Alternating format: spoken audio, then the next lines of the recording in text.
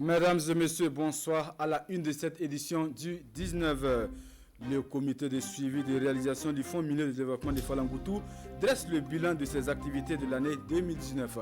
90% c'est le taux de réalisation physique, un pourcentage jugé satisfaisant par l'ensemble des acteurs. C'était au cours de la première session du comité de suivi. Pour 2020, 18 activités sont au programme pour un coût estimé à 1 milliard 500 millions de francs CFA. Des détails dans un instant. Fini les vacances pour les étudiants du centre universitaire de Gawa. Les cours ont repris depuis lundi 11 mai dernier. Une rentrée qui intervient dans un contexte de Covid-19. Il faut donc s'adapter à cette nouvelle donne. Port du masque, lavage des mains, distanciation sociale. Il faut désormais montrer patte blanche pour suivre les cours. Images et commentaires dans ce journal. Mesdames et messieurs, bonsoir. David vous retrouver pour l'actualité dans nos régions. 90% c'est le taux de réalisation des activités du Fonds minier de développement de Falangoutou au titre de l'année 2019. Un bilan présenté hier au cours de la première session ordinaire du comité de suivi, occasion également pour tous les acteurs de passer en revue le programme pour l'année 2020. Un programme qui enregistre 18 activités avec un budget estimé à 1 milliard 500 millions de nos francs. Le compte rendu de Lazare Sanou et Albert Nebier.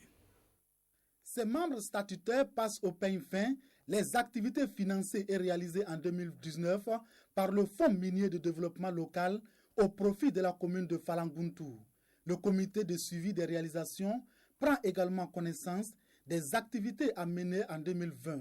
90%, c'est le taux d'exécution des travaux malgré quelques difficultés. Il y a eu des réalisations très satisfaisantes au titre de l'année 2019 malgré le retard dans la budgétisation de ce fonds. Donc la commune de Falangoutou a été proactive, elle a vraiment anticipé pour pouvoir atteindre un niveau de réalisation très appréciable. Pour 2020 également, nous avons regardé, il y a 18 activités qui sont inscrites pour un montant prévisionnel de 1 milliard 506 millions. Ce sont des activités qui, si elles sont réalisées comme il se doit, feront le bonheur de nos populations. Il est également ressorti à cette session que le défi majeur, c'est le désenclavement de Falangoutou. Il faut trouver une solution à cela. Et des études avaient été menées pour réaliser des ouvrages de franchissement. Et on avait besoin d'au moins 2 milliards de francs pour cela. Et pour 2020, nous pensons, en tout cas nous avons obtenu le quitus du comité de suivi pour engager ces grands travaux. Après examen, le comité a validé le bilan 2019 et le programme d'activité 2020. Le comité entend également faire le déplacement de Falangoutou pour constater de visu les réalisations. Comment commercialiser les produits maraîchers dans un contexte de Covid-19? Le sujet était au centre d'un atelier de réflexion initié par l'ONG Appel Action pour la promotion des initiatives locales à Kaya dans le centre-nord. Un atelier au cours duquel les différents acteurs de la filière ont pu dresser non seulement l'état des lieux de la commercialisation des produits maraîchers de la région, mais aussi partager les expériences en matière de bonnes pratiques. Occasion également pour eux de développer des stratégies innovantes à même de relever les défis et les contraintes du secteur. Amadou Ouedraogo, Pascal Tapsoba et Jacques Ouedraogo pour le compte rendu. L'écoulement des produits maraîchers dans un contexte de Covid-19 au cœur de cet atelier de formation. Cette activité initiée par l'ONG Appel vise à réduire les pertes de production en ces moments de la pandémie. Avec l'avènement de la maladie, les difficultés sont ressorties au niveau des maraîchers. Beaucoup ont produit dans le couloir de Firisque et en avril et les ventes ont été difficiles. Alors donc voilà pourquoi nous avons voulu, à travers cet atelier, demander à la direction régionale de l'agriculture, aux unions de production maraîchère et aux autorités locales de venir avec nous afin qu'on puisse discuter alors sur les conséquences de cette maladie sur nos maraîchers et les alternatives qui s'offrent à eux. Ce cadre d'échange a aussi été une tribune de partage d'expériences pour les acteurs de la filière. Ils ont également pris connaissance des opportunités d'écoulement de leurs produits malgré le coronavirus. Cette démarche est bien appréciée par les participants. On ne sait vraiment pas comment faire avec nos produits. Mais avec ces échanges, on a pu trouver des solutions pour faire écouler nos produits. On nous a montré de nouveaux systèmes pour rendre en contact avec nos clients à l'aide de nos téléphones. On remercie beaucoup l'ONG APIL pour ce soutien. L'ONG APIL intervient aussi dans le plateau central en ce qui concerne la sécurité alimentaire. C'est au total 6800 maraîchers qui sont concernés par ce projet. Ces maraîchers produisent plus de 2800 tonnes par an avec un chiffre d'affaires de 2 milliards de francs CFA.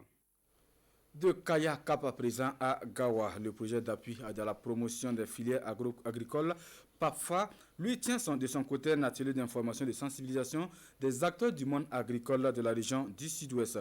Une rencontre pour présenter les opportunités du projet, des recommandations et des suggestions ont surtout été formulées pour une mise en œuvre efficace du PAPFA dans le Sud-Ouest. On en sait davantage avec Elvis Tuna, Romuald Patrice Toé et bienvenue Tanza. Des acteurs du monde rural réunis à Gawa. Ils s'informent sur les opportunités du projet d'appui à la promotion des filières agricoles PAPFA avant sa mise en œuvre prochaine. Un projet qui ambitionne d'améliorer la sécurité alimentaire et les revenus des exploitants agricoles des filières riz, maraîchage, sésame, niébé, pisciculture et produits forestiers non liés. Et la région du Sud-Est constitue la dernière région du Grand Ouest qui va être prise en charge par le projet en question. Il était donc indiqué qu'en prélude au démarrage des activités, que nous puissions informer les forces vives d'un projet qui va véritablement booster la productivité dans 6 filières. Pour une durée de 6 ans, le PAPFA couvre 4 zones d'intervention. Ce sont les régions des hauts-bassins, des cascades, de la boucle du monde et du Sud-Ouest. Ce projet va venir maintenant jouer sa partition et que cela maintenant va amener les producteurs à produire suffisamment et de pouvoir vraiment assurer l'autosuffisance alimentaire dans la région. Donc nous apprécions à sa juste valeur vraiment l'arrivée de ce projet dans la région. Financé par le gouvernement burkinabé et le Fonds international de développement agricole FIDA, le projet d'appui à la promotion des filières agricoles va coûter environ 112 milliards de francs CFA. Invite est faite aux acteurs des régions concernées à approcher le PAPFA pour le financement et la promotion de leurs activités.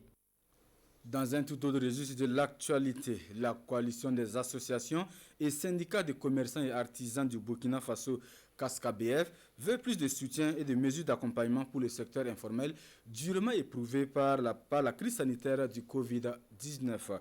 Elle l'a fait savoir au cours d'une conférence de presse hier mardi.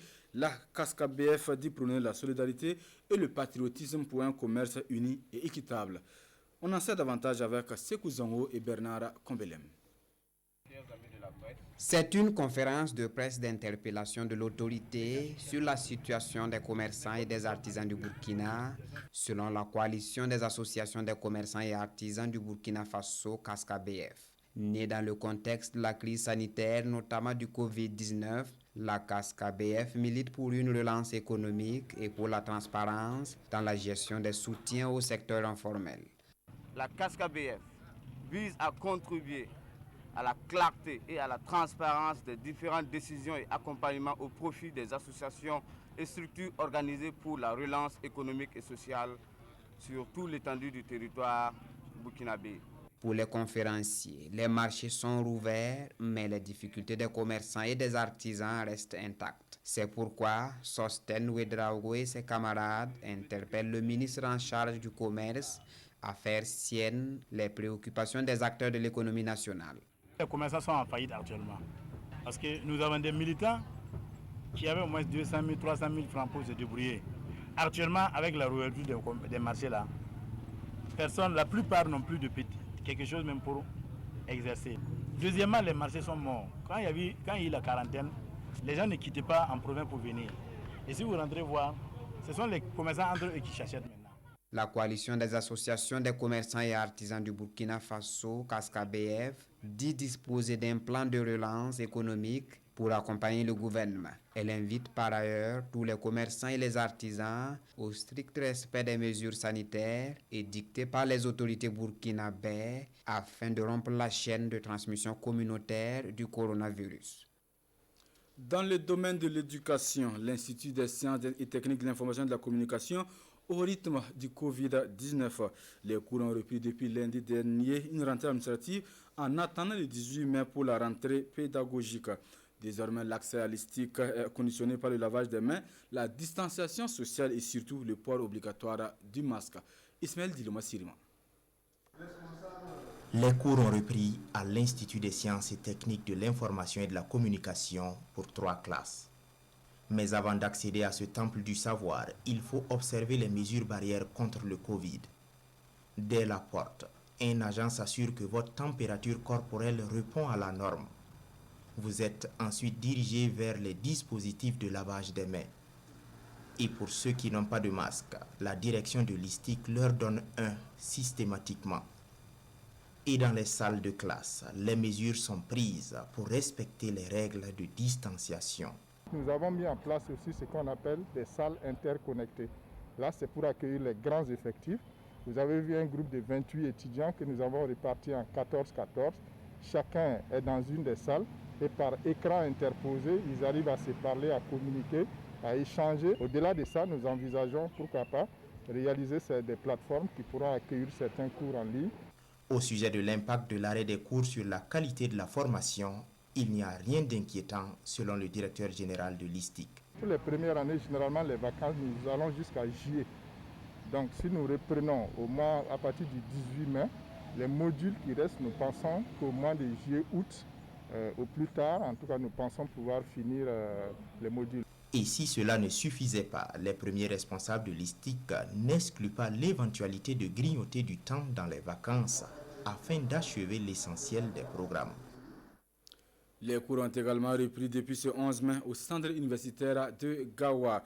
Étudiants, professeurs et personnel administratif, tous ont donc repris le chemin des classes avec pour seul objectif achever l'année académique 2019-2020. Pas question donc de terminer l'année avec les vieilles habitudes. Il faut adopter de nouveaux comportements au Covid-19 oblige. Lavage des mains au savon, port du masque obligatoire, respect de la distanciation sociale, des mesures barrières qu'il faut impérativement respecter avant d'avoir accès aux cours. Issa Kazabré, Romuald Patricia Toé. Les étudiants du centre universitaire de Gawa ont retrouvé leur salle de classe depuis ce lundi 11 mai.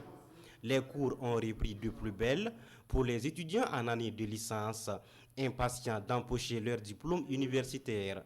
Point de vue en tout cas, ce n'est pas simple, mais on tente tant bien que mal de respecter les mesures qui ont été données.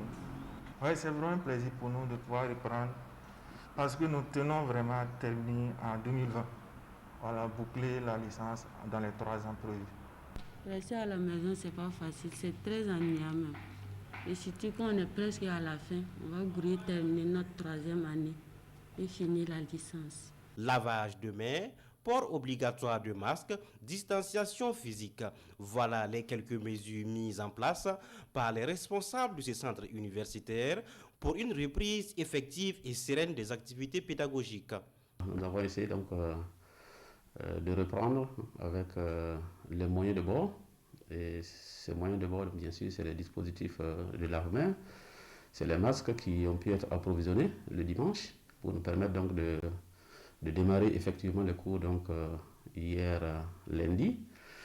Et comme vous l'avez constaté, donc, les cours se déroulent assez bien avec les effectifs assez réduits pour nous permettre donc de respecter la distanciation. Le centre universitaire de Gawa a été créé en mai 2017 dans le cadre de la célébration du 57e anniversaire de l'indépendance du Burkina. Il compte à ce jour 739 étudiants répartis dans 2 filières de formation. La cimenterie d'Afrique solidaire des personnes vulnérables de l'arrondissement de Bobo-Dioulasso. Cette société de fabrique de ciment leur fait don de vivre pour soulager un tant soit peu leur souffrance, surtout en cette période de coronavirus. 6 tonnes de riz, d'autres produits alimentaires, c'est la composition du don estimé à près de 5 millions de francs CFA.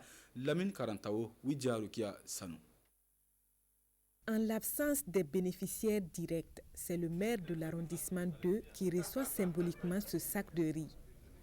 240 sacs au total, avec autant de bidons d'huile et de boîtes de tomates. Une joie dans cet arrondissement qui abrite une cour de solidarité, lieu de regroupement des personnes vulnérables. La cour de solidarité et où il y a plusieurs nationalités. Il y a des Ivoiriens, il y a des Maliens, il y a des Burkinabés. La répartition se fera avec le concours de l'action sociale qui gère les cas sociaux et je crois avec ces deux structures, nous allons bien faire le partage et s'étendre au niveau des villages rattachés et au nom du conseil municipal et des personnalités de la commune de Bobo-Dioulasso. Nous leur remercions beaucoup. Comment rester indifférent face aux difficultés que traverse le pays du fait du coronavirus?